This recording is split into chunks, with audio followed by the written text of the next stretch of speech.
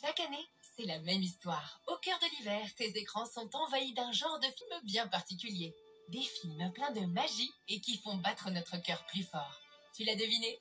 Nous allons parler des films de Noël. Traîneau volant tiré par un attelage de reines magiques. Des divertissements parfaitement adaptés à la saison, si l'on en croit la comédienne Ludivine Sagnier qui a prêté sa voix à l'un des personnages de Klaus, le film de Noël préféré de Zinzin pour cette année. Attends de voir. J'ai oublié les devoirs.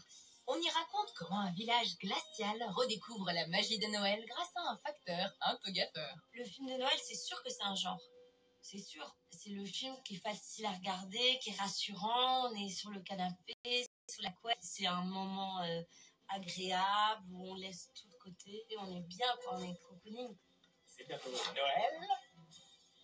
Je sais bien.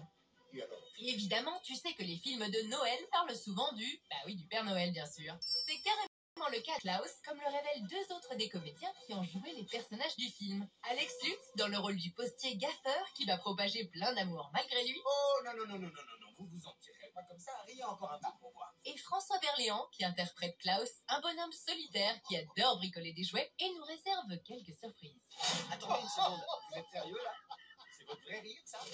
Et il faut dire aussi que Klaus est le Père Noël. On est sur l'ancêtre du premier Père Noël. L'épisode 0. Je suis pas sûr.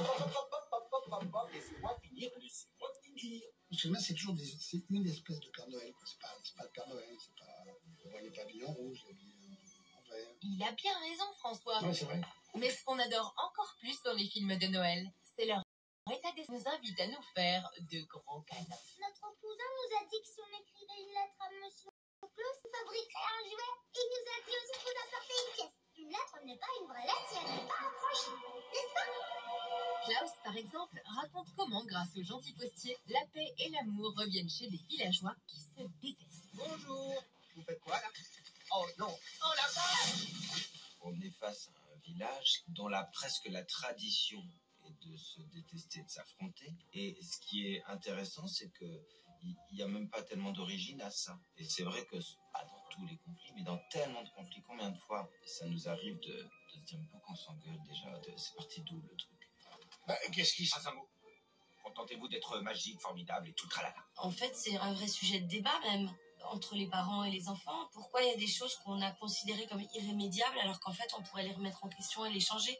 Ce serait peut-être ça, la vraie magie des films de Noël. Fêter l'amour, oui, mais attention, avec intelligence.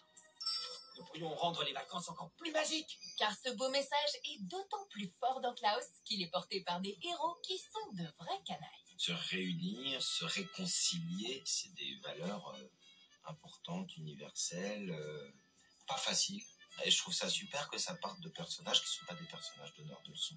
Parfois, le film de Noël a tendance à vouloir rendre les choses un tout petit peu niais. Je trouve que le film Klaus, c'est pas le cas en fait. Je trouve que c'est un film qui prend pas les enfants pour des débiles. Parce que les enfants, ils savent très bien reconnaître la grossièreté d'un propos en fait. Ils peuvent être choqués aussi par des valeurs un peu vulgaires.